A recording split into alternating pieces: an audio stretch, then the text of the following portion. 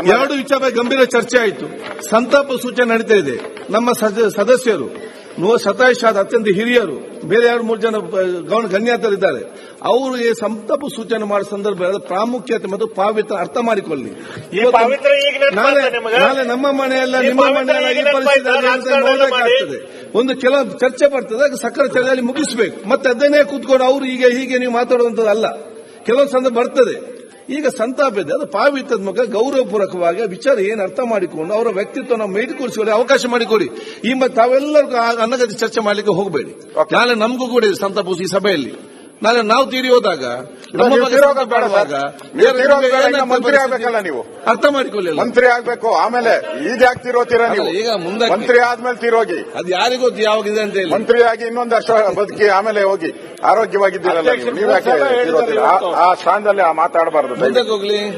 ಆ ಸ್ಥಾನದಲ್ಲಿ ಮಾತಾಡಬೇಡಿ. ನಾನು ಎಕ್ಸಾಂಪಲ್ ಕೂಡ. ಸನ್ಮಾನ್ಯ ಅಧ್ಯಕ್ಷರೇ, ನಾವು ಸಂತಾಪ ಸೂಚನೆಯನ್ನ ನಾವೆಲ್ಲರೂ ಕೂಡ ಮಾಡಿದಿರಿ. ಮಾನ್ಯ ಗೌರವಾನ್ವಿತ ಮುಖ್ಯಮಂತ್ರಿಗಳು ಕೂಡ ಸಂತಾಪ ಸೂಚನೆಯನ್ನ ಬಹಳ ಶ್ರದ್ಧೆಯಿಂದ ಮಾಡಬೇಕಾಯಿತು, ಆದ್ರೆ ಆಗ್ಲಿಲ್ಲ. ಅವ್ರು ಇನ್ನೊಂದ್ಸರಿ ಮಾಡ್ತಾರೆ ಅಂದ್ರೆ ನಾವು ಕೇಳಕ್ ರೆಡಿ ಇದ್ದೀರಿ. ಇನ್ನೊಂದ್ಸರಿ ಯಾರಿಗೂ ಕೊಡ್ಲೇ ಇಲ್ಲ.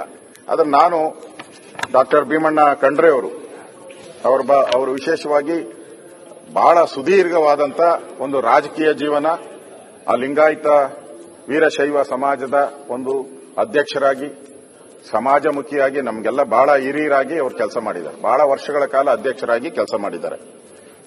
ಮತ್ತು ಒಟ್ಟು 4 ಬಾರಿ ವಿಧಾನಸಭಾ ಸದಸ್ಯರಾಗಿಯೂ ಕೂಡ ಕೆಲಸ ಮಾಡಿದ್ದಾರೆ. ಒಂದು ಅಪರೂಪದ ವ್ಯಕ್ತಿತ್ವ. ಅವರು ರಾಜಕಾರಣಕ್ಕಿಂತನೂ ಕೂಡ ಅವರು ಸಮಾಜ ಸೇವೆಯನ್ನ ಹೆಚ್ಚಿಗೆ ಮಾಡಿರ್ತಕ್ಕಂಥದ್ದು ನಮಗೆಲ್ಲ ಗೊತ್ತಿದೆ. ಅವರು ಶತಾಯುಷಿಯಾಗಿ ಪೂರ್ತಿ ಬದುಕನ್ನ ಈ ಸಮಾಜದ ಉದ್ಧಾರಕ್ಕೆ ಅವರು ಕೆಲಸ ಮಾಡಿದ್ದಾರೆ. ಅವರು ಇಲ್ಲಿ ತಾವು ಬರೆದಿದ್ದೀರಾ, ಬಸವಣ್ಣವರಂತೆ ಬದುಕಬೇಕು, ಸಂಕಷ್ಟ ಎದುರಾಗ ಛತ್ರಪತಿ ಶಿವಾಜಿ ಮಹಾರಾಜರಂತೆ ಹೋರಾಟ ಮಾಡಬೇಕು ಅಂತೇಳಿ ಗಟ್ಟಿ ಧ್ವನಿಯಾಗಿ ಅವರೆಲ್ಲ ಭಾಷಣದಲ್ಲೂ ಪ್ರತಿಪಾದನೆ ಮಾಡ್ತಾ ಇದ್ದೀರಾ ಅಂತ ತಾವು ಕೂಡ ಹೇಳಿದ್ದೀರಾ. ಈ ತರದ ಒಬ್ಬ ಸ್ವಾತಂತ್ರ್ಯ ಹೋರಾಟಗಾರ, ವೀರಶೈವ ಮಹಾಸಭಾದ ಧುರೀಣರು ಇವತ್ತು ನಮ್ಮನ್ನ ಅಗಲಿದ್ದಾರೆ. ಅವರ ಕುಟುಂಬಕ್ಕೆ, ಅವರ ಅಭಿಮಾನಿಗಳಿಗೆಲ್ಲರಿಗೂ ಅವರಿಗೆ ನಾನು ದುಃಖವನ್ನ ಭರಿಸುವಂತ ಶಕ್ತಿ ನೀಡಲಿ ಅಂತ ಆ ಭಗವಂತನಲ್ಲಿ ಪ್ರಾರ್ಥನೆ ಮಾಡ್ತಾನೆ. ಅದೇ ರೀತಿ ಕೆ ಲಕ್ಕಣ್ಣ ಅವರು ನಮ್ಮ ಬೆಂಗಳೂರಲ್ಲೇ ಅವರು ಕೂಡ ವಾಸ ಆಗಿದ್ರು. ಬೆಂಗಳೂರಿನ ಅಲ್ಲಿ ಶಾಸಕರಾಗಿ, ಕೈಗಾರಿಕೋದ್ಯಮಿಯಾಗಿ ಕೂಡ ಲಕ್ಕಣ್ಣ ಅವರು ಬೆಂಗಳೂರು ಮಹಾನಗರ ಪಾಲಿಕೆಯಲ್ಲೂ ಕೂಡ ಅವರು ಬಂದು ಸಲಹೆ ಸೂಚನೆಗಳನ್ನ ಕೊಡ್ತಾ ಇದ್ರು. ಅವರು ಕೂಡ ನಿಧನ ಹೊಂದಿದ್ದಾರೆ. ಅವ್ರ ಕುಟುಂಬದವರಿಗೂ ಕೂಡ ಈ ದುಃಖವನ್ನ ಭರಿಸುವಂತ ಶಕ್ತಿ ಭಗವಂತ ನೀಡಲಿ ಅಂತೇಳಿ ನಾನು ಪ್ರಾರ್ಥನೆ ಮಾಡ್ತೀನಿ. ಅದೇ ರೀತಿ ಪ್ರಮುಖವಾಗಿ ಪ್ರೊಫೆಸರ್ ಮಾಧವ ಗಾಡ್ಗಿಲ್ ಅವರು ಇವತ್ತು ಪರಿಸರದ ಬಗ್ಗೆ ಅವರದೇ ಆದಂತ ವಿಷನ್ ಇಟ್ಕೊಂಡು ಇವತ್ತು ಪಶ್ಚಿಮ ಘಟ್ಟಗಳಿರ್ಬೋದು, ಈ ಪರಿಸರನ ಉಳಿಸುವಂತದರಲ್ಲಿ ಅವರ ಆ ಸಮಿತಿಯ ಅಧ್ಯಕ್ಷರಾಗಿ ಅವರದೇ ವರದಿಯನ್ನ ಕೊಟ್ಟಿದ್ದಾರೆ. ಆ ಪರಿಸರ ಉಳಿಬೇಕು ಅನ್ನೋದ್ರ ಬಗ್ಗೆನೂ ಕೊಟ್ಟಿದ್ದಾರೆ. ಅವರಿಗೆ ಈಗಾಗಲೇ ಪದ್ಮಶ್ರೀ ಇರ್ಬೋದು, ಪದ್ಮಭೂಷಣ, ಶಾಂತಿ ಸ್ವರೂಪಿ ಭಟ್ನಾಗರ್ ಪ್ರಶಸ್ತಿ, ವಿಜ್ಞಾನದಲ್ಲಿ ಅವರಿಗೆ ಪ್ರಶಸ್ತಿಗಳನ್ನ ಬಂದಿದೆ. ಅವರಿಗೆ ಕನ್ನಡ ರಾಜ್ಯೋತ್ಸವ ಪ್ರಶಸ್ತಿನೂ ಕೂಡ ನಾವೆಲ್ಲರೂ ಕೂಡ ಕೊಟ್ಟಿದ್ರಿ. ಆ ತರದ ಒಬ್ಬ ವಿಜ್ಞಾನಿ ಮತ್ತು ಪರಿಸರ ಪ್ರೇಮಿ ಇವತ್ತು ನಮ್ಮದ್ದೇ ಇಲ್ಲ ಅನ್ನೋದು ನಮಗೆಲ್ಲ ನೋವು ತರ್ತಕ್ಕಂಥ ಸಮಾಚಾರ. ಅವರು ನಿಧನ ಹೊಂದಿದ್ದಾರೆ. ಅವ್ರಿಗೂ ಕೂಡ ನಾನು ಸಂತಾಪ ಸೂಚನೆಯನ್ನ ಮಾಡ್ತಾ ಇದ್ದೀನಿ. ತಾವು ತಂದಿರತಕ್ಕಂಥ ನಿಲುವಳಿಗೆ ನಾನು ಬೆಂಬಲವನ್ನ ಕೊಡ್ತಾ ಇದ್ದೀನಿ.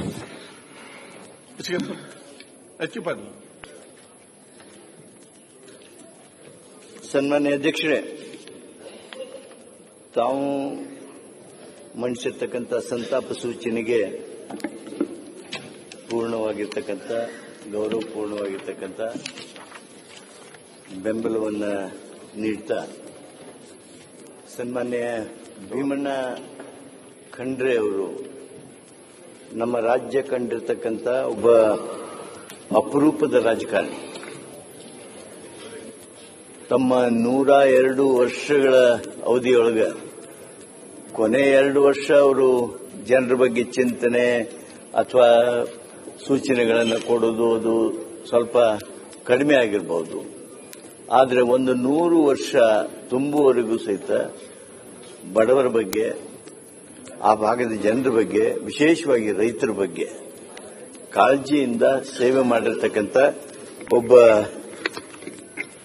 ಅತ್ಯಂತ ಪ್ರತಿಭಾನ್ವಿತ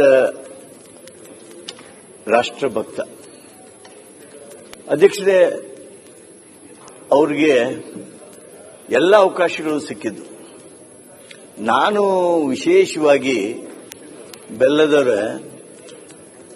ಸೌಭಾಗ್ಯವಂತ. ನಾನು ಭೀಮಣ್ಣ ಖಂಡ್ರೆ ಅವರ ಜೊತೆಗೆ ನಾನು 50 ವರ್ಷ ಅವರ ಸಾಮೀಪ್ಯದಲ್ಲಿದ್ದೆ. ನಾನು ಆಗ ತಾನೇ 21, 22. ನನ್ನ ತಂದೆಯವರು ಆ ಸ್ನೇಹ ನಿಮಗೂ ಗೊತ್ತಿದೆ, ಬಹಳ ಆಪ್ತರಾಗಿದ್ದರು. ಅವಾಗ ಬಂದು ಹೋಗ್ತಕ್ಕಂಥ ಆ ಸಂದರ್ಭದಲ್ಲಿ ನಡೀತಕ್ಕಂಥ ಚರ್ಚೆ, ಅವ್ರಿಗೆ ಸೇವೆ ಮಾಡತಕ್ಕಂಥ ಅವಕಾಶ, ಅಲ್ಲಿಂದ ನನ್ನ ಯೌವನದಿಂದ ಹಿಡ್ಕೊಂಡು ನಾನು ಅವ್ರ ಜೊತೆಗೆ MLC ಆಗಿ ಸುಮಾರು 12 ವರ್ಷ ಕೆಲಸ ಮಾಡಿದೆ. ಅವ್ರ ಜೊತೆಗೆ ಮಂತ್ರಿಯಾಗಿ ಕೆಲಸ ಮಾಡಿದೆ. ಅವ್ರ ಜೊತೆಗೆ ಪಕ್ಷದ ಸಂಘಟನೆಯೊಳಗೆ ತೊಡಗಿಕೊಂಡಿದ್ದೆ. ಅಷ್ಟೇ ಅಲ್ಲ, ಮಾನ್ಯ ಭೀಮಣ್ಣ ಖಂಡ್ರೆ ಅವರ ಪುತ್ರರಾಗಿರ್ತಕ್ಕಂಥ ಈಶ್ವರ್ ಖಂಡ್ರೆ ಅವರ ಜೊತೆಗೆ ಕೆಲಸ ಮಾಡುವಂಥದ್ದು, ಅವರ ಇನ್ನೊಬ್ಬ ಸಹೋದರ ವಿಜಯ್ ಕುಮಾರ್ ಅವರ ಜೊತೆಗೆ ಕೆಲಸ ಮಾಡತಕ್ಕಂಥದ್ದು. ಈ ಎಲ್ಲ ಅವಕಾಶಗಳನ್ನು ನಾನು 50 ವರ್ಷ ಸತತವಾಗಿ ಅವರಿಗೆ ಸಮೀಪದಿಂದ ನೋಡಿರೋನು. ಅವರು ಯಾವುದೇ ಸಂದರ್ಭ ಇರಲಿ, ಅವರ ನಿಷ್ಠುರತೆ, ಸ್ಪಷ್ಟ ಮಾತು, ಯಾರಿಗೂ ಬಿಡೆ ಮುರುವತ್ತಿಲ್ಲದೆ ಮಾತನಾಡುವ ಅವರ ಶೈಲಿ, ಅದು ಸದನದ ಒಳಗಾಗಲಿ ಸದನದ ಹೊರಗಾಗಲಿ, ಅದೊಂದು ದೊಡ್ಡ ತನವನ್ನ, ಆ ಧೈರ್ಯವನ್ನ ಕರ್ನಾಟಕವೇ ಮೆಚ್ಚುತ್ತಾ ಇತ್ತು. ಬೀದರ್ದವರಾಗಿದ್ರು, ಹೈದರಾಬಾದ್ ಕರ್ನಾಟಕದವರಾಗಿದ್ರು ಸಹಿತ ಅವರ ಪ್ರಭಾವ ಈ ಕಡೆ ಬೆಳಗಾವದವರೆಗೆ, ಈ ಕಡೆ ಚಾಮರಾಜನಗರದವರೆಗೆ ಇತ್ತು ಅನ್ನೋದನ್ನ ನಾನು ಬಹಳ ಅಭಿಮಾನದಿಂದ ಸ್ಮರಿಸ್ತೇನೆ. ಭೀಮಣ್ಣ ಖಂಡ್ರೆ ಅವರು ಒಬ್ಬ ಅಪ್ಪಟ ಗಾಂಧಿವಾದಿ. ಅವರು ಲೈಫ್ ವಾಸ್ ಸೋ ಸಿಂಪಲ್. ಅವರು ಊಟ ಮಾಡೋದನ್ನ ಹಿಡ್ಕೊಂಡು, ಅರಿವೆ ಹಿಡ್ಕೊಂಡು ಅತ್ಯಂತ ಸರಳ ಜೀವಿ. ಅದರ ಜೊತೆಗೇನೆ ಧಾರ್ಮಿಕ ಜಾಗೃತಿಗಾಗಿ ಬಹುದೊಡ್ಡ ಹೋರಾಟ ಮಾಡಿದವರು. ಸ್ವಾಮಿಗಳ ಆಶೀರ್ವಾದ, ಅವರನ್ನ ಗುರುಸ್ಥಾನದಲ್ಲಿ ಒಪ್ಪಿಕೊಂಡು ಅವರ ಭಾಗದ ಬೀದರ್ ಸ್ವಾಮಿಗಳನ್ನ ಅವರು ಆ ಭಾಗದಲ್ಲಿ ಏನು ಆಧ್ಯಾತ್ಮ ಸೇವೆ, ಧಾರ್ಮಿಕ ಜಾಗೃತಿಯನ್ನ ಮೂಡಿಸಿದ್ರು, ಅದನ್ನ ಯಾರೂ ಅಲುಗಡಿಯೋದಕ್ಕೆ ಸಾಧ್ಯ ಇಲ್ಲ.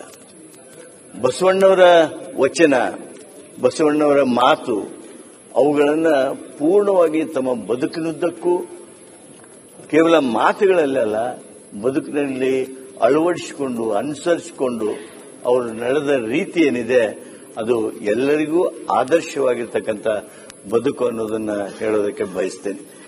ಅವರು ಟ್ರಾನ್ಸ್ಪೋರ್ಟ್ ಮಿನಿಸ್ಟರ್ ಆಗಿದ್ದಾಗ ಸನ್ಮಾನ್ಯ ಮೊಯ್ಲಿ ಅವರ ಕ್ಯಾಬಿನೆಟ್ನೊಳಗೆ ಮಾಡಿರ್ತಕ್ಕಂಥ ಸೇವೆಯನ್ನ ಎಲ್ಲರೂ ಇವತ್ತು ನೆನೆಸ್ಕೊಳ್ತಾರೆ. ಮಾನ್ಯ ಅಧ್ಯಕ್ಷರೇ, ಮೊಯ್ಲಿ ಸಾಹೇಬರ ಜೊತೆಗೆ ಬಹಳ ಸಮೀಪದಲ್ಲಿದ್ರು. ಅವರ ಜೊತೆ ಅವರ ಒಡನಾಟ ಬಹಳ ಹೆಚ್ಚಾಗಿತ್ತು ಅಂತೇಳಿ ಹೇಳಿದ್ರೆ ತಪ್ಪಾಗತ್ತಿಲ್ಲ. KH ಪಾಟೀಲ್ ಜೊತೆಗೆ, ಮೊಯ್ಲಿ ಅವರ ಜೊತೆಗೆ, ಕೆಲವು ಕಾಲ ದೇವರಾಜ್ ಅರಸರವ್ರ ಜೊತೆಗೆ ಅವರು ಏನು ಸಂಬಂಧ ಸಂಪರ್ಕ ಹೊಂದಿದ್ರು, ಅದರ ಮೂಲಕ ರಾಜ್ಯದ ಸೇವೆಯನ್ನ ಮಾಡಿದರು. ಅವರು ಯುವಕರನ್ನು ಸಹಿತ ದೊಡ್ಡ ಪಡೆ ಕಟ್ಟಿದರು. ಸಂಜಯ್ ಗಾಂಧಿ ಅವರು ಕೆಲವು ಕಾಲ ಎಮರ್ಜೆನ್ಸಿಗಿಂತ ಮೊದಲು ನಂತರ ಎಲ್ಲ ಈ ಕುಟುಂಬ ಯೋಜನೆ ಬಗ್ಗೆ, ಫ್ಯಾಮಿಲಿ ಪ್ಲಾನಿಂಗ್ ಬಗ್ಗೆ ದೊಡ್ಡ ಕಾರ್ಯಕ್ರಮಗಳನ್ನು ರೂಪ ಮಾಡ್ತಿದ್ರು. ಆ ಸಂದರ್ಭದಲ್ಲಿ ಭೀಮಣ್ಣ ಖಂಡ್ರೆ ಅವರ ನಾಯಕತ್ವದೊಳಗೆ ಆ ಭಾಗದೊಳಗೆ, ಬಾಲ್ಕಿ ಭಾಗದೊಳಗೆ ಏನೊಂದು ಅತ್ಯಂತ ದೊಡ್ಡ ಫ್ಯಾಮಿಲಿ ವೆಲ್ಫೇರ್ ಪ್ರೋಗ್ರಾಮ್, ಕುಟುಂಬ ಯೋಜನಾ ಕಾರ್ಯಕ್ರಮವನ್ನು ಲಕ್ಷಾಂತರ ಜನರನ್ನ ಸೇರಿಸಿ ಅತಿ ಹೆಚ್ಚು ಜನ ಕುಟುಂಬ ಯೋಜನೆಯೊಳಗೆ ಪಾಲ್ಗೊಳ್ಳೋದಕ್ಕೆ ಸಾಧ್ಯ ಮಾಡಿಕೊಟ್ರು. ಅಷ್ಟೇ ಅಲ್ಲ, ಅದೊಂದು ಅತ್ಯಂತ ರಚನಾತ್ಮಕ ಕಾರ್ಯಕ್ರಮವನ್ನ ದೇಶದಲ್ಲೇ ಅತ್ಯಂತ ದೊಡ್ಡದನ್ನಾಗಿ ಮಾಡಿದಂಥ ಕೀರ್ತಿ ಮಾನ್ಯ ಭೀಮಣ್ಣ ಖಂಡ್ರೆ ಅವರದು. ಖಾದಿ ಗ್ರಾಮೋದ್ಯೋಗಗಳ ಬಗ್ಗೆ ಅವರು ಹೊಂದಿರತಕ್ಕಂಥ ಆಲೋಚನೆ, ಅದರ ಬಗ್ಗೆ ಕಾಳಜಿ ನಾವು ಇವತ್ತು ನೆನಪಿಸಿಕೊಳ್ಬೇಕಾಗುತ್ತೆ. ಅವರು ನನ್ನ ತಂದೆಯವರ ಜೊತೆಗಿದ್ದಂತ ಸಂಪರ್ಕದಿಂದ ಅವ್ರಿಗೆ ಬಹಳ ಸಮೀಪ ಬಂದೆ ನಾನು. ನನಗಿವತ್ತು ಬಹಳ ಅಭಿಮಾನ ಏನು ಅಂದ್ರೆ, ರಾಜಕಾರಣದಲ್ಲಿ ಬಹುಶಃ ಅವರಷ್ಟು ಸಂತುಷ್ಟರು ಯಾರೂ ಆಗೋದಕ್ಕೆ ಸಾಧ್ಯ ಇಲ್ಲ. ನೋಡಿ, 102 ವರ್ಷ ಬದುಕಿದ್ರು. ಅಷ್ಟೇ ಅಲ್ಲ, ಅವರ ಸುಮಾರು 20-25 ವರ್ಷದಿಂದ ಅವ್ರ ಭೀಮಣ್ಣ ಕಂಡ್ರೆ ನಾವಿಲ್ಲಿ ವಿಧಾನಸಭೆಯೊಳಗೆ ಅಂತೀವಿ. ಆದ್ರೆ ಆ ಭಾಗದ ಜನ ಅವರಿಗೆ ಲೋಕನಾಯಕರ ಅಂತ ಲೋಕನಾಯಕನಾಗಿ ಬಾಳಿದ್ರು. ಅವರ ಮಗ MLA ಮಂತ್ರಿ, ಅವ್ರ ಮೊಮ್ಮಗ MP, ಸತತವಾಗಿ ರಾಜಕೀಯ ಸ್ಥಾನಮಾನಗಳ ಮೂಲಕ ಜನ ಅವರನ್ನ ಆಶೀರ್ವದಿಸಿದ್ರು. ಒಬ್ಬ ರಾಜಕಾರಣಿಗೆ, ಒಬ್ಬ ಸಾಮಾಜಿಕ ಕಾರ್ಯಕರ್ತನಿಗೆ, ಒಬ್ಬ ಸಾಮಾಜಿಕ ಮುಖಂಡನಿಗೆ ಇಷ್ಟು ದೊಡ್ಡ ಗೌರವ ಆ ಭಾಗದ ಜನ ನೀಡಿರೋದು ನಿಜವಾಗಿಯೂ ಅತ್ಯಂತ ಸೂಕ್ತವಾದದ್ದು, ಸಮರ್ಪಕವಾದದ್ದು. ಈ ಸದನ ಸಹಿತ ಅವರ ಸೇವೆಯನ್ನ ನೆನಪಿಸಿಕೊಂಡು ಬಡವರಿಗೆ ಅವರು ಮಾಡಿರ್ತಕ್ಕಂಥ ಆ ಕೆಲಸಕ್ಕಾಗಿ, ಕಲ್ಯಾಣದ ಕೆಲಸಕ್ಕಾಗಿ, ಧರ್ಮ ಜಾಗೃತಿಗೆ ಅವರು ಮಾಡಿರ್ತಕ್ಕಂಥ ಕೊಡುಗೆಗಾಗಿ ನಾವು ಈ ಸಂದರ್ಭದಲ್ಲಿ ಅವರಿಗೆ ಗೌರವಪೂರ್ಣವಾಗಿರ್ತಕ್ಕಂಥ ಶ್ರದ್ಧಾಂಜಲಿಯನ್ನು ಸಲ್ಲಿಸ್ತೀವಿ.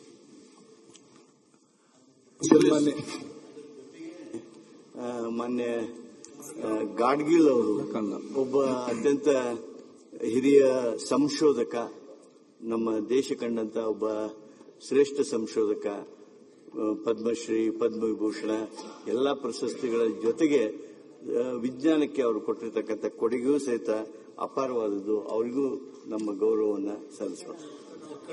ಲಕ್ಕಣ್ಣವರ ಅಗಲುವಿಕೆ ಸಹಜವಾಗಿ ನಮ್ಮೆಲ್ಲರಿಗೆ ದುಃಖವನ್ನ ತಂದಿದೆ. ಅವರ ಸೇವೆಯನ್ನು ಸಹಿತ ಸ್ಮರಿಸಿ ಅವರಿಗೆ ಗೌರವ ಸಲ್ಲಿಸೋದಕ್ಕೆ ಬಯಸ್ತೇನೆ. ಸನ್ಮಾನ್ಯ ಅಧ್ಯಕ್ಷರೇ, ಏನು ಸಂತಾಪ ಸೂಚನೆ ಮಂಡಿಸಿದಿರಿ ಅದನ್ನ ಬೆಂಬಲಿಸ್ತಾ ಇವತ್ತೇನು ಡಾಕ್ಟರ್ ಭೀಮಣ್ಣ ಖಂಡ್ರೆ ಅವರು 103 ವರ್ಷ ಬದುಕಿ ಸ್ವಾತಂತ್ರ್ಯ ಪೂರ್ವಕವಾಗಿ ಜನಿಸಿ ಅವರು BA LLB ಪದವಿಯನ್ನು ಕೂಡ ಮಾಡಿ ನಂತರ ಗಡಿ ಭಾಗದ ಜನತೆಗೆ ಬೀದರ್ ಜಿಲ್ಲೆನಲ್ಲಿ ಜನಿಸಿದ್ರು ಕೂಡ ಆ ಭಾಗ ಶೈಕ್ಷಣಿಕವಾಗಿ ಹಿಂದುಳಿದಿದ್ದಂತ ಜಾಗ ಆಗಿದ್ರಿಂದ ಅಲ್ಲಿ ಒಂದು ಸಂಸ್ಥೆಯನ್ನು ಕಟ್ಟಿ ಆ ಭಾಗದ ಮಕ್ಕಳಿಗೆ ಒಳ್ಳೆ ಶಿಕ್ಷಣವನ್ನು ನೀಡಬೇಕು ಅಂತಕ್ಕಂಥ ಚಿಂತನೆ ಅಂದೇ ಇಟ್ಕೊಂಡು ಅವರೇ ಅದರ ಕಟ್ಟಡವನ್ನು ಕಟ್ಟೋದಕ್ಕೆ ಎಲ್ಲದಕ್ಕೂ ಕೂಡ ಶ್ರಮಿಸಿದಂತವ್ರು ಅಂತ ನಾವೆಲ್ಲ ಕೇಳಿದ್ವಿ. ಅವ್ರನ್ನ ನಾವು ಕೂಡ ಕಣ್ಣಾರೆ LHL ನೋಡಿದಾಗ ಎಷ್ಟು ವೇಗವಾಗಿ ನಡೀತಾ ಇದ್ರು ಅಂತಂದ್ರೆ ಅವರು ಸರಳತೆ ಮತ್ತು ಆ ಮಿತವ್ಯಯದ ಆಹಾರ ಎಲ್ಲದನ್ನು ಕೂಡ ನಾವು ಕೇಳಿದ್ವಿ. ಖಂಡಿತ ಅವರು ಇವತ್ತು 4 ಬಾರಿ ವಿಧಾನಸಭಾ ಸದಸ್ಯರಾಗಿ, 2 ಬಾರಿ ವಿಧಾನ ಪರಿಷತ್ನ ಸದಸ್ಯರಾಗಿ ಮತ್ತು ಸಚಿವರಾಗಿ ಕೂಡ ಕೆಲಸವನ್ನ ಮಾಡಿ ಇವತ್ತು ಸಮಾಜಕ್ಕೆ ಒಂದು ಒಳ್ಳೆ ಮಾರ್ಗದರ್ಶನವನ್ನ ನೀಡಿದಂತವರು ಸನ್ಮಾನ್ಯ ಭೀಮಣ್ಣ ಖಂಡ್ರೆ ಅವರು ನಮ್ಮನ್ನೆಲ್ಲ ಅಗಲಿದ್ದಾರೆ. ಜೊತೆಯಲ್ಲಿ ಶರಣತ್ವವನ್ನ ಅವರು ಪ್ರತಿಪಾದಿಸ್ತಾ ಇವತ್ತು ಅದ್ರ ಬಗ್ಗೆನೂ ಕೂಡ ಅಪಾರವಾದಂತ ನಂಬಿಕೆ ಇಟ್ಕೊಂಡು ಅಖಿಲ ಭಾರತದ ಶರಣರ ಪರಿಷತ್ನ ಅಧ್ಯಕ್ಷರು ಕೂಡ ಆಗಿದ್ದಂತವರು. ಇಂಥ ಮಾನ್ಯರು ನಮ್ಮನ್ನೆಲ್ಲ ಕೂಡ ಅಗಲಿದ್ದಾರೆ. ಅವರ ಆತ್ಮಕ್ಕೆ ಚಿರ ಶಾಂತಿಯನ್ನ ಕೋರೋದ್ರ ಜೊತೆಯಲ್ಲಿ ಕೆ ಲಕ್ಕಣ್ಣವರು ನಮ್ಮ ಜಿಲ್ಲೆಯವರೇ ಆಗಿ ಹುಟ್ಟಿ ಕುಣಗಲ್ನಲ್ಲಿ ಹುಟ್ಟಿದಂತವರು. ಅವರು 2 ಬಾರಿ ಇಲ್ಲಿ ಬೆಂಗಳೂರು ನಗರ ಪಾಲಿಕೆ ಸದಸ್ಯರಾಗಿ ಮತ್ತು ರಾಜಾಜಿನಗರ ಕ್ಷೇತ್ರದಿಂದ 1 ಬಾರಿ ಶಾಸಕರಾಗಿ ಕೂಡ ಆಯ್ಕೆ ಆಗಿದ್ದಂತವರು. ಅವರು ಕೂಡ ಇವತ್ತು ನಮ್ಮನ್ನೆಲ್ಲ ಅಗಲಿದ್ದಾರೆ. ಅವರಿಗೂ ಕೂಡ ಚಿರ ಶಾಂತಿಯನ್ನು ಕೋರ್ತಾ ಮಾಧವ್ ಗಾಡ್ಕರ್ ಅವರು ಇವತ್ತು ವಿಜ್ಞಾನಿಯಾಗಿ, ಈ ಗಾಡ್ಗಿಲ್ ಅವರು ಇವತ್ತು ಹಾರ್ವರ್ಡ್ ಯೂನಿವರ್ಸಿಟಿನಲ್ಲೂ ಕೂಡ ಪ್ರಾಣಿಗಳ ಬಗ್ಗೆ ಅಪಾರವಾದಂತ ಒಂದು ಸಂಶೋಧನೆ ಮಾಡಿ ಡಾಕ್ಟರೇಟ್ ಅನ್ನು ಪಡೆದಂತವರು. ಇವರು ಕೂಡ ಇವತ್ತು ನಮ್ಮನ್ನೆಲ್ಲ ಆಗಲಿದ್ದಾರೆ. ಇವರೆಲ್ಲರ ಆತ್ಮಕ್ಕೆ ಚಿರ ಶಾಂತಿಯನ್ನ ಕೋರ್ತಾ ನನ್ನ ಈ ಒಂದು ನಿರ್ಣಯಕ್ಕೆ ವಂದನೆಯನ್ನು ಸಲ್ಲಿಸುತ್ತೇನೆ. ಗಿರಿದೇವ್ ಅವರು. ಸನ್ಮಾನ್ಯ ಅಧ್ಯಕ್ಷರೇ, ಗೌರವಾನ್ವಿತ ಸನ್ಮಾನ್ಯ ಭೀಮಣ್ಣ ಖಂಡ್ರೆ ಅವರು ರಾಜ್ಯದ ಒಬ್ಬ ಆದರ್ಶ ರಾಜಕಾರಣಿಯಾಗಿದ್ದರು, ಶಿಸ್ತಿನ ಸಿಪಾಯಿಯಾಗಿದ್ದರು. ಕಠಿಣವಾದಂಥ ಮಾತುಗಳು, ನೇರ ನಡೆನುಡಿಗೆ ಹೆಸರಾಗಿದ್ದಂಥವರು. ಅಷ್ಟೇ ಸರಳತೆಯಿಂದ ಜೀವನವನ್ನು ಮಾಡಿದವರು. ನನಗೂ ಅವ್ರಿಗೂ 1978ರಲ್ಲಿ ಕೆಂಪೇಗೌಡರ ಜೊತೆ ನಾವೆಲ್ಲರೂ ಕೂಡ ಇದ್ವಿ ಮೈಸೂರಿನಲ್ಲಿ. ಅವರು ರೆಡ್ಡಿ ಕಾಂಗ್ರೆಸ್ ಅಲ್ಲಿ KH ಪಾಟೀಲ್ ಅಧ್ಯಕ್ಷರಾಗಿದ್ದರು. ಅವ್ರ ಜೊತೆ SM ಕೃಷ್ಣ ಅವರು, ನಂಜೇಗೌಡರು, ನಾಗರತ್ನವರು, ನಮ್ಮಲ್ಲಿ S ಪುಟ್ಟಸ್ವಾಮಿ ಅವರು, ಈ ರೀತಿ ಉತ್ತರ ಕರ್ನಾಟಕಕ್ಕಿಂತ ಜಾಸ್ತಿ ನಂಬಲಾಗದ ನಾಯಕರುಗಳೇ ಜಾಸ್ತಿ ಇದ್ರು ಇವ್ರ ಜೊತೆ.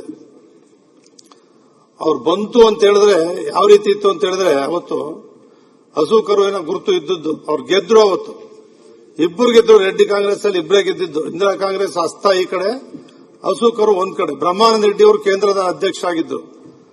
ಆ ಸಂದರ್ಭದಲ್ಲಿ ಅವರು ಹೆಚ್ಚು ಪ್ರಚಲಿತರಾಗಿ ರಾಜ್ಯವನ್ನ, ಆ ಕಾಂಗ್ರೆಸ್ ಪಕ್ಷವನ್ನ ಕಟ್ಟಬೇಕು ಅಂತೇಳಿ ಹೋರಾಟವನ್ನು ಮಾಡಿದವರು. ಸ್ವಾತಂತ್ರ್ಯಕ್ಕೂ ಹೋರಾಟವನ್ನು ಮಾಡಿದ್ದಾರೆ. ಈ ರೆಡ್ಡಿ ಕಾಂಗ್ರೆಸ್ ಪಕ್ಷವನ್ನ ಉಳಿಸಬೇಕು ಅಂತೇಳಿ ಹೋರಾಟವನ್ನು ಕೂಡ ಅವತ್ತಿನ ಸಂದರ್ಭದಲ್ಲಿ ಅವತ್ತು ಮಾಡಿದ್ರು. ಆದ್ರೆ ಕಾಂಗ್ರೆಸ್, ಇಂದಿರಾ ಕಾಂಗ್ರೆಸ್ ಹಸ್ತದ ಗುರುತು ಬಂತು, ಸೋತ್ರು. ಗೆದ್ರು ಇಂದಿರಾ ಕಾಂಗ್ರೆಸ್, ಎಲ್ಲ ಸೋತ್ರು. ಇವರು ಆ ಸಂದರ್ಭದಲ್ಲೂ ಕೂಡ ಗೆದ್ರು. ನಮ್ಮ ಭೀಮಣ್ಣ ಖಂಡ್ರೆ ಅವರು, ಈಶ್ವರ್ ಖಂಡ್ರೆ ಅವರ ತಂದೆ, ಅವರು ಯಾವತ್ತೂ ಕೂಡ ಶಿಕ್ಷಣ ಕ್ಷೇತ್ರಕ್ಕೆ ಹೆಚ್ಚು ಒತ್ತನ್ನು ಕೊಟ್ಟವರು. ಧಾರ್ಮಿಕ ಕ್ಷೇತ್ರದಲ್ಲಿ ಒಂದು ಕ್ರಾಂತಿಯನ್ನು ಮಾಡಿದವರು. ವೀರಶೈವ ಮಹಾಸಭಾದ ಅಧ್ಯಕ್ಷರಾಗಿದ್ದಂಥವರು 102 ವರ್ಷಗಳ ಕಾಲ ಆರೋಗ್ಯವಂತರಾಗಿ ಜನಸೇವೆಯನ್ನು ಮಾಡಿರ್ತಕ್ಕಂಥದ್ದಕ್ಕೆ ಅವ್ರ ಕಠಿಣವಾದಂತಹ ಪರಿಶ್ರಮ, ಅವರ ದುಡಿಮೆಯೇ ಅವರ ಕಾಯಕ ಜೀವಿ ಅಂತಕ್ಕಂಥದ್ದನ್ನ ನಾನು ಹೇಳಲಿಕ್ಕೆ ಬಯಸ್ತೇನೆ. ಅವರ ಬದುಕು ಬರಹ ಇಂದಿನ ಯುವ ಪೀಳಿಗೆಗೆ, ರಾಜಕಾರಣಿಗಳಿಗೆ ಮಾರ್ಗದರ್ಶನ ಆಗಲಿ. ಅವರ ಆತ್ಮಕ್ಕೆ ಚಿರ ಶಾಂತಿಯನ್ನ ಕೋರ್ತಾ, ಅದೇ ರೀತಿ ನಮ್ಮ ಲಕ್ಕಪ್ಪನವ್ರಿಗೂ ಕೂಡ ಅವರ ಆತ್ಮಕ್ಕೂ ಚಿರ ಶಾಂತಿಯನ್ನ ಕೋರ್ತಾ, ಪ್ರೊಫೆಸರ್ ಮಾಧವ ಗಾಡ್ಗೀಲ್ ಅವರ ಆತ್ಮಕ್ಕೂ ಕೂಡ ಚಿರ ಶಾಂತಿಯನ್ನ ನಾನು ಕೋರ್ತೇನೆ. ಅವರ ಕುಟುಂಬ ವರ್ಗದವರಿಗೂ ಕೂಡ ದುಃಖ ಭರಿಸುವ ಶಕ್ತಿಯನ್ನು ಕೂಡ ನೀಡಲಿ ಅಂತೇಳಿ ನಾನು ಹಾರೈಸ್ತಾ ನನ್ನ ಮಾತನ್ನು ಮುಗಿಸ್ತೇನೆ. ನಮಸ್ಕಾರ. ಶ್ಯಾಮ್ ಪ್ರಕಾಶ್ ಪಾಟೀಲ್, ಲಕ್ಷ್ಮೀ ಜಯಂದ್ರ. ಮಾನ್ಯ ಅಧ್ಯಕ್ಷರೇ, ಭೀಮಣ್ಣ ಖಂಡ್ರೆ ಅವರು ಒಬ್ಬ ಫೈರ್ ಬ್ರ್ಯಾಂಡ್ ಲೀಡರ್ ಅಂತ ಹೇಳ್ಬೋದು. ಯಾಕಂದ್ರೆ ಅವರ ಮಾತಿನಲ್ಲಿ ಅವರು ಇರ್ತಕ್ಕಂಥ ನಿಷ್ಠುರತೆ ಮತ್ತು ಬಹಳ ಸ್ಪಷ್ಟವಾದಿ. ಭೀಮಣ್ಣ ಖಂಡ್ರೆ ಅವರನ್ನು ನಾವು ಬಹಳ ವರ್ಷಗಳಿಂದ ನೋಡ್ತಾ ಇದ್ದೀವಿ. ಅವರು ಯಾವ ರೀತಿ ಅಂತಂದ್ರೆ ನಮ್ಮ ಕಡೆ ಹೇಳ್ತಾರೆ, ಏಕ್ ಮಾರ್ ದೋ ತುಕಡ ಅಂತ. ಅವ್ರು ಏನ್ ಹೇಳಿದ್ರು, ಒಂದು ಮಾತು ಹೇಳಿದ್ರೆ ಫೈನಲ್ ಅದು. ಆ ರೀತಿ ಅವ್ರ ವ್ಯಕ್ತಿತ್ವ ಮತ್ತು ಅವರು ಈ ನಮ್ಮ ಏಕೀಕರಣ ಹೋರಾಟ ಆಗಿರ್ಬೋದು ಮತ್ತು ಸ್ವಾತಂತ್ರ್ಯ ಹೋರಾಟ ಆಗಿರ್ಬೋದು ಮತ್ತು ನಮ್ಮ ಈ ವಿಮೋಚನೆ ಏನು ನಮ್ಮ ಕಲ್ಯಾಣ ಕರ್ನಾಟಕ ಭಾಗಕ್ಕೆ ಸ್ಥಾನಮಾನ ಸಿಗಬೇಕು ಅಂತ ಹೋರಾಟದಲ್ಲಿ ಅವರು ಕೂಡ ಬಹಳ ದೊಡ್ಡ ಒಂದು ಕೊಡುಗೆಯನ್ನು ಕೊಟ್ಟಿದ್ದಾರೆ. ಜನರಲ್ಲಿ ಜಾಗೃತಿ ಮೂಡಿಸಬೇಕು ಮತ್ತು ರಾಜಕೀಯದಲ್ಲಿ ಒಂದು ಮೌಲ್ಯವನ್ನ ಇಟ್ಕೊಂಡು ರಾಜಕಾರಣ ಮಾಡಿರ್ತಕ್ಕಂಥವ್ರು. ಪ್ರಾಮಾಣಿಕತೆ, ದಕ್ಷತೆ. ಯಾಕಂದ್ರೆ ಭೀಮಣ್ಣ ಖಂಡ್ರೆ ಅವರ ಏನು ಗುರುತು ಅಂತಂದ್ರೆ ಅವರ ದಕ್ಷತೆ, ಅವ್ರ ಮಾತಿನಲ್ಲಿರ್ತಕ್ಕಂಥ ಅವ್ರ ಸ್ಪಷ್ಟತೆ ಮತ್ತು ಅವರು ಎಷ್ಟು ನಿಷ್ಠುರವಾದಿ ಒಬ್ಬ ರಾಜಕಾರಣಿ ಮತ್ತು ಒಬ್ಬ ಪ್ರಾಮಾಣಿಕ ಜೀವನವನ್ನ ಸಾಗಿಸಿದವರು. ಆಮೇಲೆ ಇದ್ದದ್ದನ್ನ ಇದ್ದದ್ದಂಗೆ ಹೇಳೋರು. ಅದು ಯಾರೇ ಆಗಿರ್ಲಿ, ಅವ್ರು ಬೇಕಾದವರಾಗಿರ್ಲಿ ಬೇಡದವರಾಗಿರ್ಲಿ ಬಹಳ ಸ್ಪಷ್ಟವಾಗಿ ಹೇಳಿ ಇವತ್ತು ನಮಗೆ ಯುವಕರಿಗೆ ಒಂದು ಆದರ್ಶ ಅವರು. ಯಾಕಂದ್ರೆ ಎಲ್ಲ ಹೋದಲ್ಲೆಲ್ಲ ಹೇಳ್ತಾ ಇದ್ರು, ನಮ್ಮ ಅನೇಕ ಸಭೆಗಳಲ್ಲಿ ಎಲ್ಲ ಹೇಳ್ತಿದ್ರು, ನೀವು ಯುವಕರು ತಯಾರಾಗಬೇಕು. ಯುವಕರು ಒಂದ್ ವೇಳೆ ಸೈದ್ಧಾಂತಿಕದ ಕಡೆಗೆ ನೀವೊಂದ್ ವೇಳೆ ನನ್ನ ಜೊತೆ ಬಂದ್ರೆ ನಾವು ಈ ಸಮಾಜ ಬದಲಾವಣೆ ಮಾಡಬೇಕು ಅಂತಕ್ಕಂಥದ್ದು ಅವರ ಭಾವನೆ ಇತ್ತು. ಈ ಯುವಕರಿಂದನೇ ಇವತ್ತು ಸಮಾಜದಲ್ಲಿ ಬದಲಾವಣೆ ಆಗಲಿಕ್ಕೆ ಸಾಧ್ಯ ಇದೆ. ನೀವು ಐಡಿಯಲಿಸ್ಟಿಕ್ ಆಗಿ ನೀವು ಆ ಆದರ್ಶಗಳನ್ನ ಜೀವನದಲ್ಲಿ ಇಟ್ಕೊಂಡು ನೀವು ಬಾಳಿದ್ರೆ ನಮ್ಮ ಸಮಾಜ ನಾವು ಪರಿವರ್ತನೆ ಮಾಡಲಿಕ್ಕೆ ಸಾಧ್ಯ ಇದೆ ಅಂತ ಹೇಳಿ ಅವ್ರು ಹೋದಲ್ಲೆಲ್ಲ ಯುವಕರನ್ನೇ ಅವರು ಉದ್ದೇಶಿಸಿ ಮಾತಾಡ್ತಾ ಇದ್ರು. ಮತ್ತು ವಿಶೇಷವಾಗಿ ಅವರು ಈ ನಮ್ಮ ಕಲ್ಯಾಣ ಕರ್ನಾಟಕ ಭಾಗದಲ್ಲಿ ಒಂದು ಜಾಗೃತಿಯನ್ನ ಮೂಡಿಸ್ತಕ್ಕಂಥ ಪ್ರಯತ್ನ ಬಹಳ ಅವ್ರದ್ದಾಗಿತ್ತು. ಏನಂತಂದ್ರೆ ಈ ನಮ್ಮ ಭಾಗಕ್ಕೆ ಸ್ವಾತಂತ್ರ್ಯ ಸಿಕ್ಕಿದ್ದು ತಡವಾಯಿತು, ಆಮೇಲೆ ನಮ್ಮ ಭಾಗದಲ್ಲಿ ಹಿಂದುಳಿಕೆಯಾಗಿದೆ, ಇದಕ್ಕೆ ಈ ಅಸಮಾನತೆಯನ್ನು ಹೋಗಲಾಡಿಸಬೇಕು, ಇದನ್ನ ಯಾವ ರೀತಿಯಾಗಿ ನಾವು ನಮ್ಮ ಭಾಗಕ್ಕೆ ನಾವು ಇದನ್ನ 371J ಏನು ಬಂದಿದೆಯಲ್ಲ ಇದಕ್ಕೆ ಅವರು ಹಿಂದೆ ಬಹಳ ವರ್ಷಗಳಿಂದ ಒಂದು ಜಾಗೃತಿಯನ್ನು ಮೂಡಿಸ್ತಕ್ಕಂಥ ಕೆಲಸ ಮಾಡಿದ್ರು. ಹಾಗಾಗಿ ಇವತ್ತು ಯುವಕರಿಗೆ ಒಂದು ಬಹಳ ದೊಡ್ಡ ಪ್ರೇರಣೆ ಭೀಮಣ್ಣ ಖಂಡ್ರೆ. ನಮ್ಮ ಕಡೆ ಭೀಮಣ್ಣ ಖಂಡ್ರೆ ಅವ್ರಂಗ್ ಮಾತಾಡ್ತೀಯಲ್ಲಪ್ಪ ಅಂತ ಹೇಳ್ತಾರೆ. ಅಂದ್ರೆ ಅಷ್ಟು ಸ್ಪಷ್ಟವಾಗಿ ಮಾತಾಡ್ತೀರಿ ಅಂತ ಹೇಳ್ತಾರೆ. ಭೀಮಣ್ಣ ಖಂಡ್ರೆ ಅವ್ರಂಗ ಮಾತಾಡ್ತೀರಲ್ರಿ ಅಂತ ಅಂದ್ರೆ ಜನ ರೂಢಿಯಲ್ಲಿ ಮಾತಾಡ್ಕೊಳ್ಳೋದಂದ್ರೆ ಅವರು ಅಷ್ಟು ಪ್ರಖ್ಯಾತರಾಗಿದ್ರು. ನಮ್ಮ ಭಾಗದಲ್ಲಿ ಇಡೀ ಕರ್ನಾಟಕದಲ್ಲಿ ಆಗಿದ್ರು. ಆದ್ರೆ ನಮ್ಮ ಭಾಗದಲ್ಲಿ ಅವ್ರ ಜನಪ್ರಿಯತೆ, ಅವರ ಮಾತಾಡೋ ಶೈಲಿ, ಅವರು ನಡೆಯೋ ಶೈಲಿ ಮತ್ತು ಅವರ ಜೀವನ ಕೂಡ ಬಹಳ ಯಾವಾಗಲೂ ಖಾದಿ. ಅವ್ರ ಏನಂದ್ರೆ ಬಹಳ ಸಿಂಪಲ್ ಅವ್ರ ಆಹಾರ ಆಗಿತ್ತು. ಮತ್ತು ಇಷ್ಟು ವರ್ಷ ಅವ್ರು ಬದುಕಲಿಕ್ಕೆ ಅವರ ಮಿತ ಆಹಾರನೇ ಕಾರಣ ಯಾಕಂದ್ರೆ ಅವ್ರು ಬಹಳ ಸ್ಪಷ್ಟವಾಗಿ ಅವ್ರು ಬಹಳ ಕಮ್ಮಿ ಊಟ ಮಾಡ್ತಾ ಇದ್ರು. ಆಮೇಲೆ ಬಹಳ ಒಂದು ಡಿಸಿಪ್ಲಿನ್ಡ್ ಲೈಫ್ ಇತ್ತು ಅವ್ರು. ಯಾಕಂದ್ರೆ ಲೈಫ್ ಅಲ್ಲಿ ಅವರು ಡಿಸಿಪ್ಲಿನ್ಗೆ ಅವ್ರ ಡ್ರೆಸ್ ಅಲ್ಲಿ ಅವ್ರು ಎಷ್ಟು ಕಡಕ್ ಡ್ರೆಸ್ ಹಾಕ್ತಿದ್ರು ಅಂತಂದ್ರೆ ಯಾರು ರಾಜಕಾರಣಿಗಳು ಅಷ್ಟನ್ನು ಮೇಂಟೈನ್ ಮಾಡೋದು ಬಹಳ ಕಷ್ಟ. ಅವ್ರ ಡಿಸಿಪ್ಲಿನ್ಡ್ ಲೈಫ್, ಅವರ ಜೀವನ ಸಾರ್ಥಕ ಜೀವನವನ್ನ ಅವರು ನಡೆಸಿದ್ರು. ಆಮೇಲೆ ಜನರು ಕೂಡ ಅವರು ಬಹಳಷ್ಟು ಪ್ರೀತಿನೂ ಮಾಡ್ತಾ ಇದ್ರು, ಬೆಂಬಲನೂ ಕೊಟ್ಟರು, ಅವರಿಗೆ ರಾಜಕೀಯ ಸ್ಥಾನಮಾನನೂ ಕೊಟ್ಟರು. ಮತ್ತು ಈ ಸಮಾಜದಲ್ಲೂ ಕೂಡ ಇವತ್ತೊಂದು ಬಹಳ ದೊಡ್ಡ ಸ್ಥಾನವನ್ನು ಕೊಟ್ಟರು. ಸಮಾಜವನ್ನ ಸಂಘಟನೆ ಮಾಡ್ತಕ್ಕಂಥದ್ದು ಇವತ್ತು ವೀರಶೈವ ಮಹಾಸಭಾ ಸ್ಥಾಪನೆ ಆಗಿರ್ಲಿ, ಇದಕ್ಕೆ ಅದು ಬೆಳವಣಿಗೆ ಆಗಿರ್ಲಿ, ಇವತ್ತು ಬೆಂಗಳೂರಲ್ಲಿ ಅವರದನ್ನ ಆಫೀಸ್ ಸ್ಥಾಪನೆ ಮಾಡೋದ್ರಲ್ಲಿ, ಮತ್ತು ಅನುಭವ ಮಂಟಪ, ಬಸವಾದಿ ಶರಣರ ವಿಚಾರಧಾರೆಗಳನ್ನ ಜನರಿಗೆ ಮುಟ್ಟಿಸ್ತಕ್ಕಂಥದ್ದಕ್ಕೆ ಇವತ್ತು ನಮ್ಮ ಜನರಲ್ಲಿ ಜಾಗೃತಿ ಬರಬೇಕು, ಮಠಮಾನ್ಯಗಳು ಒಂದಾಗಬೇಕು. ಮತ್ತು ಇದು ಏನಿದೆ ಶರಣ ತತ್ವ ಇದೆಲ್ಲ ಒಂದು ಸಮಾಜಕ್ಕಲ್ಲ, ಇದು ಎಲ್ಲಾ ಸಮಾಜದ ಜನರಿಗೆ ತಲುಪಬೇಕು ಅಂತಕ್ಕಂಥ ಭಾವನೆಯಿಂದ ಬಹಳ ದೊಡ್ಡ ಕೊಡುಗೆಯನ್ನು ಕೊಟ್ಟಿದ್ದಾರೆ. ಇವತ್ತು ಅವರ ಅಗಲುವಿಕೆ ಖಂಡಿತವಾಗಿ ನಮಗೆ ದುಃಖ ತಂದಿದೆ. ಮತ್ತು ನಮಗೆ ಅವರ ಕಳ್ಕೊಂಡಿರ್ತಕ್ಕಂಥ ಅವರ ಆದರ್ಶಮಯವಾಗಿರ್ತಕ್ಕಂಥ ಜೀವನ ಕೂಡ ನಾವು ಕೂಡ ಅದರಿಂದ ಪ್ರೇರಣೆ ಹೊಂದಿದೀವಿ ಅಂತಕ್ಕಂಥ ಮಾತನ್ನ ಹೇಳ್ತಾ ಅವರಿಗೆ ನಾವು ಶ್ರದ್ಧಾಂಜಲಿಯನ್ನು ಸಲ್ಲಿಸಿ, ಮತ್ತು ಕೆ ಲಕ್ಕಣ್ಣ ಅವರು ಮತ್ತು ಪ್ರೊಫೆಸರ್ ಮಾಧವ್ ಗಾಡ್ಗಿಲ್ ಅವರಿಗೂ ಕೂಡ ನಮ್ಮ ಶ್ರದ್ಧಾಂಜಲಿಯನ್ನು ಸಲ್ಲಿಸಿ ತಮಗೆ ಧನ್ಯವಾದಗಳನ್ನು. ಮಾನ್ಯ ಸಭಾಧ್ಯಕ್ಷರೇ, ತಾವು ಮಂಡಿಸಿರುವಂತಹ ಸಂತಾಪ ಸೂಚನೆಗಳನ್ನು ಬೆಂಬಲಿಸುತ್ತಾ ಹಿರಿಯರಾಗಿದ್ದಂತಹ ಶತಾಯುಷಿ ಭೀಮಣ್ಣ ಖಂಡ್ರೆ ಅವರು ಒಬ್ಬ ಸರಳ, ನೇರ ನುಡಿಯ ಮತ್ತು ನಿಷ್ಠುರ ರಾಜಕಾರಣಿಗಳು ಕೂಡ ಅವರಾಗಿದ್ರು. ಬಹುಶಃ ಪರಿಶ್ರಮಕ್ಕೆ ಮತ್ತೊಂದು ಹೆಸರು ಭೀಮಣ್ಣ ಖಂಡ್ರೆ ಅವರು ಅಂತ ಹೇಳಿದ್ರು ಕೂಡ ತಪ್ಪಾಗಲಾರದು. ವಿಶೇಷವಾಗಿ ಕಲ್ಯಾಣ ಕರ್ನಾಟಕದ ಧ್ವನಿಯಾಗಿ ಕಲ್ಯಾಣ ಕರ್ನಾಟಕದಲ್ಲಿ ಒಂದು ಶಿಕ್ಷಣ ಕ್ರಾಂತಿಯನ್ನು ಕೂಡ ಅವರ ನೇತೃತ್ವದಲ್ಲಿ ಆಗಿರುವಂತದ್ದು. ಕಲ್ಯಾಣ ಕರ್ನಾಟಕದ ಯಾವುದೇ ವಿಚಾರಗಳು ಬಂದಂತ ಸಂದರ್ಭದಲ್ಲಿ ಅದರ ಧ್ವನಿಯಾಗಿ ಸದನದ ಒಳಗಡೆ ಮತ್ತು ಸದನದ ಹೊರಗಡೆನೂ ಕೂಡ ನಿರ್ಭೀತಿಯಿಂದ ಧ್ವನಿಯನ್ನು ಎತ್ತುವಂತ ಕೆಲಸ ಅವರ ನೇತೃತ್ವದಲ್ಲಿ ಆಗಿರುವಂತದ್ದು ನಾವು ಯಾರೂ ಕೂಡ ಮರೆಯೋದಕ್ಕೆ ಸಾಧ್ಯ ಇಲ್ಲ. ಆ ಭಾಗದ ಒಂದು ಗಡಿ ಭಾಗದಲ್ಲಿ ಕನ್ನಡದ ಭಾಷೆಯ ಒಂದು ಅಸ್ಮಿತೆಯನ್ನು ಉಳಿಸ್ತಕ್ಕಂಥ ಕೆಲಸವೂ ಕೂಡ ಅವರ ನೇತೃತ್ವದಲ್ಲಿ ಆಗಿರುವಂತದ್ದು. 4 ಬಾರಿ ಶಾಸಕರಾಗಿ, ವಿಧಾನ ಪರಿಷತ್ ಸದಸ್ಯರಾಗಿ, ಸಚಿವರಾಗಿ ಅವರದೇ ಆದಂತ ಕೊಡುಗೆಗಳನ್ನು ಈ ನಾಡಿಗೆ ನೀಡಿದ್ದಾರೆ. ಮತ್ತು ವಿಶೇಷವಾಗಿ ಉತ್ತರ ಕರ್ನಾಟಕದ ಯುವ ಜನತೆಗೆ ಒಂದು ಭವಿಷ್ಯವನ್ನು ರೂಪಿಸತಕ್ಕಂಥ ನಿಟ್ಟಿನಲ್ಲೂ ಕೂಡ ಅವರು ಯಶಸ್ವಿಯಾಗಿರುವಂತದ್ದನ್ನ ಈ ಸಂದರ್ಭದಲ್ಲಿ ಸ್ಮರಿಸ್ತಾ, ಅಖಿಲ ಭಾರತ ವೀರಶೈವ ಲಿಂಗಾಯತ ಮಹಾಸಭಾದ ಅಧ್ಯಕ್ಷರಾಗಿ ಬಹಳ ಸುದೀರ್ಘವಾಗಿ ಸೇವೆಯನ್ನು ಸಲ್ಲಿಸಿದ್ರು. ಇನ್ನು ಬಸವಾದಿ ಶರಣರ ಒಂದು ತತ್ವಗಳನ್ನು ಮೈಗೂಡಿಸಿಕೊಂಡು ಇವತ್ತು ವೀರಶೈವ ಲಿಂಗಾಯತ ಸಮಾಜವನ್ನು ಒಗ್ಗೂಡಿಸತಕ್ಕಂಥ ನಿಟ್ಟಿನಲ್ಲಿ ಮತ್ತೆ ಸಮಾಜಕ್ಕೊಂದು ದಿಕ್ಕನ್ನು ತೋರಿಸತಕ್ಕಂಥ ನಿಟ್ಟಿನಲ್ಲೂ ಕೂಡ ಅವರು ಸಾಗಿರುವಂತದ್ದನ್ನು ಇಲ್ಲಿ ಸ್ಮರಿಸ್ತಾ, ಅವರು ಯಾವತ್ತೂ ಕೂಡ ನಮಗೆ ಪ್ರೇರಣೆ ಆಗಿರ್ತಾರೆ ಅಂತ ಒಬ್ಬ ಹಿರಿಯ ಚೇತನ ಭೀಮಣ್ಣ ಖಂಡ್ರೆ ಅವರು ಬೌದ್ಧಿಕವಾಗಿ ನಮ್ಮಿಂದ ದೂರ ಆಗಿದ್ರೂ ಸಹ ಅವರು ಹಾಕಿಕೊಟ್ಟಿರ್ತಕ್ಕಂಥ ಒಂದು ಸಾಮಾಜಿಕ ಕಳಕಳಿಯ ಹಾದಿಯಲ್ಲಿ ನಾವೆಲ್ಲರೂ ಕೂಡ ಮುನ್ನಡೆತೇವೆ ಅನ್ನೋ ಮಾತನ್ನ ಸಂದರ್ಭದಲ್ಲಿ ಹೇಳ್ತಾ, ಅವರ ಆತ್ಮಕ್ಕೆ ಚಿರಶಾಂತಿ ದೊರೆಯಲಿ ಅಂತ ಹೇಳ್ತಾ, ಮತ್ತು ಒಬ್ಬ ಹಿರಿಯ ಶಾಸಕರಾಗಿರ್ತಕ್ಕಂಥ ಕೆ ಲಕ್ಕಣ್ಣವರು ಅವರು ಕೂಡ ನಮ್ಮಿಂದ ದೂರ ಆಗಿದ್ದಾರೆ, ಅವರ ಆತ್ಮಕ್ಕೂ ಕೂಡ ಶಾಂತಿಯನ್ನು ಕೋರ್ತಾ, ಪ್ರೊಫೆಸರ್ ಮಾಧವ್ ಗಾಡ್ಗಿಲ್ ರವರು ಪರಿಸರವಾದಿಗಳು ಮತ್ತು ಪ್ರಧಾನಮಂತ್ರಿಗಳ ಒಂದು ವೈಜ್ಞಾನಿಕ ಸಲಹಾ ಮಂಡಳಿಯಲ್ಲೂ ಕೂಡ ಇದ್ದು ಪಶ್ಚಿಮ ಘಟ್ಟಗಳ ಒಂದು ತಜ್ಞರ ಸಮಿತಿಯಲ್ಲೂ ಕೂಡ ಅವರದೇ ಆದಂತ ಜೋಡಿಸಿಕೊಂಡು ಅವರದೇ ಆದಂತ ಸೇವೆಯನ್ನು ನಾಡಿಗೆ ನೀಡಿದ್ದಾರೆ. ಅವರ ಆತ್ಮಕ್ಕೂ ಕೂಡ ಚಿರಶಾಂತಿಯನ್ನ ಬಯಸ್ತಾ ತಾವು ತಂದಿರತಕ್ಕಂತ ಈ ಸಂತಾಪ ಸೂಚನೆಗೆ ಬೆಂಬಲವನ್ನು ನೀಡ್ತಾ ನನ್ನ ಮಾತನ್ನು ಮುಗಿಸ್ತೇನೆ. ಕೃಷ್ಣಪ್ಪನವರು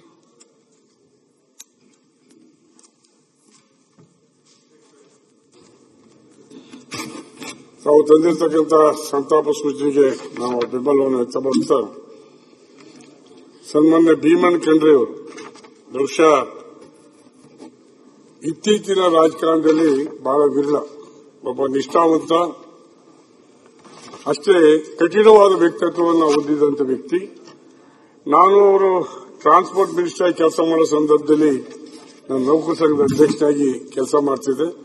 ಯಾವುದೇ ಸಂದರ್ಭದಲ್ಲೂ ಸಹ ಭೇಟಿಯಾದಂತ ಸಂದರ್ಭದಲ್ಲಿ ಅವರು ಬಹಳ ಕಟುವಾಗಿ ಇದಾಗುತ್ತೆ ಇದಿಲ್ಲಪ್ಪ ಅಂತ ಹೇಳುವಂತ ಸ್ವಭಾವದವರು, ಜೊತೆಗೆ ಸ್ವಾಭಿಮಾನದ ವ್ಯಕ್ತಿತ್ವ. ಯಾವುದಕ್ಕೂ ಅವರು ಬೆಂಡಾಗ್ತಿಲ್ಲ. ಯಾರು ಹೇಳಿದ್ರು ಮುಖ್ಯಮಂತ್ರಿ ಹೇಳಿದ್ರು ಬೆಂಡಾಗ್ತಿಲ್ಲ. ವೀರಪ್ಪ ಮೊಯ್ಲಿ ಅವಾಗ ಮುಖ್ಯಮಂತ್ರಿ ಆಗಿದ್ರು, ಅದು ಸಹ ಯಾರಿಗೂ ಬೆಂಡಾಗ್ತಿಲ್ಲ. ಅವರೇ ದಿಟ್ಟ ನಿಲುವನ್ನು ತೆಗೆದುಕೊಂಡ ಸಾಮರ್ಥ್ಯ ಹೊಂದಿರತಕ್ಕಂಥ ಸನ್ಮಾನ್ಯ ಭೀಮಣ್ಣ ಖಂಡ್ರೆ ಅವರು ಆಗಿನ ಕಾಲಕ್ಕೆ ಮಹಾತ್ಮ ಗಾಂಧಿ ಸಕ್ಕರೆ ಕಾರ್ಖಾನೆಯನ್ನ ಸ್ಥಾಪನೆ ಮಾಡಿ ಅವರು BA LLB ಪದವೀಧರರಾಗಿ ಒಂದು ಶಾಲೆಯನ್ನ ಮಣ್ಣು ಕಲ್ಲಿಂದ ತಾವೇ ಸ್ವತಃ ಒತ್ತು ಕಟ್ಟಿ ಕರೆದಂತ ಬಿಲ್ಡಿಂಗ್ ಇವತ್ತು ಸಹ ಇದೆ. ಹಾಗಾಗಿ ಅವರ ಸೇವೆಯನ್ನು ನಾವು ಸದಾ ಸ್ಮರಿಸ್ತೇವೆ. ಬಹುಶಃ ಅವರು ಯಾವತ್ತೂ ಸಹ ನಮ್ಮ ರಾಜಕಾರಣದಲ್ಲಿ ಮಾದರಿಯಾಗಿರ್ತಾರೆ. ಇತ್ತೀಚಿನ ದಿನದಲ್ಲಿ ಸಿಕ್ಕೋದಿಲ್ಲ, ಇತ್ತೀಚೆಗೆ ಬಹಳ ಕಷ್ಟ. ನಿಷ್ಠಾವಂತ, ನೇರವಾದಿ, ನಿಷ್ಠೂರವಾದಿ, ನೇರ ಅದರಲ್ಲಿ ಎರಡು ಮಾತಿಲ್ಲ. ನೀವು 2,000 ಹುದ್ದೆ ಇರಲಿ, ಯಾರೇ ಇರಲಿ, ಇದರಲ್ಲಿ ನೇರ ಇರ್ತಕ್ಕಂಥ ವ್ಯಕ್ತಿತ್ವವನ್ನು ಅವರು ಹುಡುಕಿದಂತ ವ್ಯಕ್ತಿ. ಇವತ್ತು ಸುಮಾರು 6 ದಶಕಗಳ ಕಾಲ ರೈತರ ಬಗ್ಗೆ ಹೋರಾಟ ಮಾಡಿದ್ದಾರೆ. ಅವರೇನು ಮಲ್ ಕುಳಿತಿಲ್ಲ. MLA ಆಗಿರ್ಬೋದು, ಮತ್ತೊಂದು ಆಗಿರ್ಬೋದು, ಸಚಿವರಾದ್ರೂ ಸಹ ರೈತರ ಪರ ಹೋರಾಟ ಮಾಡಿದಂತ ವ್ಯಕ್ತಿತ್ವವನ್ನು ಸತತವಾಗಿ 6 ದಶಕ 60 ವರ್ಷಗಳ ಕಾಲ ಆ ಹೋರಾಟವನ್ನು ಮಾಡಿದಂತ ಒಬ್ಬ ಸುದೀರ್ಘ ಹೋರಾಟಗಾರ ಅಂತ ಈ ಸಂದರ್ಭದಲ್ಲಿ ಹೇಳಕ್ ಬಯಸ್ತಾರೆ. ಸ್ವಾಭಿಮಾನವಾಗಿ ಅವರು ಯಾವಾಗಲೂ ಅವ್ರ ಭಾಷಣದಲ್ಲಿ ಹೇಳ್ತಾ ಇದ್ರು, ಯಾವುದೇ ಒಂದು ಭಾಷಣ ಮಾಡುವಾಗ ಹೋರಾಟ ಹೇಗಿರಬೇಕು ಅಂದ್ರೆ ಛತ್ರಪತಿ ಶಿವಾಜಿ ಮಹಾರಾಜನಂತೆ ನಾವು ಹೋರಾಟ ಮಾಡಬೇಕು, ಯಾವುದಕ್ಕೆ ಹಿಂಜರಿಸಬಾರದು ಅನ್ನೋ ಒಂದು ಭಾವನೆಯನ್ನ ಜನಗಳಲ್ಲಿ ಮೂಡ್ತಿದ್ರು. ಯುವಕರಿಗೆ ಒಬ್ಬ ಆದರ್ಶ ವ್ಯಕ್ತಿ ಏನು ನಮ್ಮ ರಾಜಕಾರಣದಲ್ಲಿ ಅಂತ ಆದರ್ಶವನ್ನ ನಾವು ಎಷ್ಟು ಮಟ್ಟಿಗೆ ಪಾಲನೆ ಮಾಡ್ತೀವಿ ಅಂತ ಗೊತ್ತಿಲ್ಲ. ಆದ್ರೂ ಸಹ ಆದರ್ಶ ವ್ಯಕ್ತಿಯಿಂದ ಘಂಟಾಘೋಷಕ್ಕೆ ನಾನು ಬಯಸ್ತೇನೆ. ಇವತ್ತು ನಮ್ಮನ್ನು ನಗಲಿದ್ದಾರೆ. ಅವರಿಗೆ ಭಗವಂತ ಶಿವಶಾಸ್ತ್ರಿಯನ್ನ ಕರುಣಿಸಲಿ ತನ್ನ ಸಂದರ್ಭದಲ್ಲಿ ಹೇಳಕ್ ಬಯಸ್ತೇನೆ. ಕೆ ಲಕ್ಕಣ್ಣವರು, ನಾವು ಅವ್ರ ಜೊತೆಲೇ ಇದ್ವಿ ಗಾಯತ್ರಿ ನಗರದಲ್ಲಿ. ನಾನು 5ನೇ ಕ್ಲಾಸಲ್ಲಿ ಇದ್ದೆ, ಅವರು 9ನೇ ಕ್ಲಾಸಲ್ಲಿ ಇದ್ರು. ಅವರು ಸಾಧಾರಣವಾಗಿ ಒಂದು ಸೈಕಲ್ ಶಾಪ್ ಅನ್ನು ಇಟ್ಕೊಂಡಿದ್ರು. ನಾಲ್ಕಂಡೆಗೆ ಸೈಕಲ್ ಶಾಪ್ ಅನ್ನ ಮಾಡ್ತಿದ್ರು, ಸಣ್ಣ ಸಣ್ಣ ಸ್ಮಾಲ್ ಸ್ಕೇಲ್ ಇಂಡಸ್ಟ್ರಿ. ಅವರು 2 ಬಾರಿ ಜನ ಇಂಡಿಪೆಂಡೆಂಟ್ ಓದ್ಕೊಂಡು ಹೋಗಿ ಅವರಿಗೆ ಕೌನ್ಸಿಲರ್ ಗೆಲ್ಸಿದ್ದಾರೆ. ಅಷ್ಟೊಂದು ಪಾಪ್ಯುಲಾರಿಟಿ. ಸಣ್ಣ ಬಡವರ ಬಗ್ಗೆ ಅತಿ ಹೆಚ್ಚು ಕಾಳಜಿ ಹೊಂದಿರತಕ್ಕಂಥ ವ್ಯಕ್ತಿತ್ವ ಇದ್ರು. ಅವರು 1 ಬಾರಿ MLAನೂ ಆದ್ರು. ಹಾಗಾಗಿ ಇವತ್ತು ಅವರು ಸಹ ನಮ್ಮನ್ನು ಅಗಲಿದ್ದಾರೆ. ಅವರ ಆತ್ಮಕ್ಕೆ ಶಾಂತಿ ದೊರಕಲಿಂದ ದೇವರಲ್ಲಿ ಪ್ರಾರ್ಥನೆ ಮಾಡ್ತಾ, ಪರಿಸರ ಮಾಧವ ಗಾಡಿಲ್ಕರ್ ಪರಿಸರವಾದಿ 1983ರಲ್ಲಿ ಅವರಿಗೆ ಭಾರತೀಯ ವಿಜ್ಞಾನ ಸಂಸ್ಥೆಯಿಂದ ಅವಾರ್ಡ್ ಬಂದಿದೆ. ಜೊತೆಗೆ ಪ್ರಾಣಿಶಾಸ್ತ್ರದಲ್ಲಿ ಅವರು PhD ಪಡೆದಂತ ಒಬ್ಬ ವಿಜ್ಞಾನಿ. ಅವರು ಅನೇಕ ಹೋರಾಟಗಳನ್ನ ಮಾಡಿದ್ದಾರೆ. ಗಾಡಿಗಳ ಸಮಿತಿ ಅಂದ್ರೆ ಅವ್ರಿಗೊಂದು ಗಾಡಿಗಳ ಸಮಿತಿ ಅಂತ ಒಂದು ಸಮಿತಿನೇ ಮಾಡಿದ್ರು. ಅದರ ಅಧ್ಯಕ್ಷರಾಗಿ ಕೆಲಸ ಮಾಡಿದ್ದಾರೆ. ಶ್ರೀಯುತರು ಇಂಗ್ಲಿಷ್, ಮರಾಠಿ ಪತ್ರಿಕೆಯಲ್ಲಿ ಲೇಖನ ಬರೀತಾ ಇದ್ರು. ಅನೇಕ ಲೇಖನಗಳನ್ನ ಇಂಗ್ಲಿಷ್ ಮತ್ತು ಮರಾಠಿ ಪತ್ರಿಕೆ ಬರೆದಂತ ವ್ಯಕ್ತಿತ್ವ. ಇವತ್ತು ಅವರಿಗೆ ವಿಶ್ವಸಂಸ್ಥೆಯ ಅತ್ಯುನ್ನತ ಪರಿಸರ champion of the earth of ಗೌರವಕ್ಕೆ ಪದ್ಮಶ್ರೀ, ಪದ್ಮಭೂಷಣ, ಶಾಂತ ಸ್ವರೂಪ್, ನಮ್ಮ ಕರ್ನಾಟಕ ಕನ್ನಡ ರಾಜ್ಯೋತ್ಸವವನ್ನು ಸಹ ಪಡೆದಂತ ಒಬ್ಬ ಧೀಮಂತ ವಿಜ್ಞಾನಿ. ಅವರು ಸಹ ಇವತ್ತು ನಮ್ಮ ನಗಲಿದ್ದಾರೆ. ಭಗವಂತ ಅವರಿಗೆ ಆತ್ಮಕ್ಕೆ ಶಾಂತಿ ದೊರಕಿಸಿದ ಪ್ರಾರ್ಥನೆ ಮಾಡಿ